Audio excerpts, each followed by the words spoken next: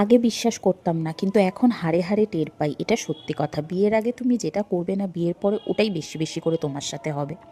বিয়ের আগে 9 মাসে 6 মাসে একটা ইনভিটেশন পেতাম, আর এখন প্রায় 3 মাস ধরে খেয়েই যাচ্ছি।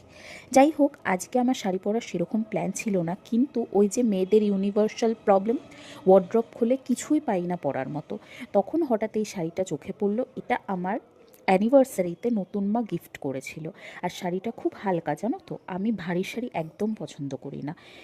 আর শাড়িটা পরার পরও বেশ ভালো লাগছিল। জানো তো, আমি না এখন একটু একটু শাড়িটা পরা শিখেছি।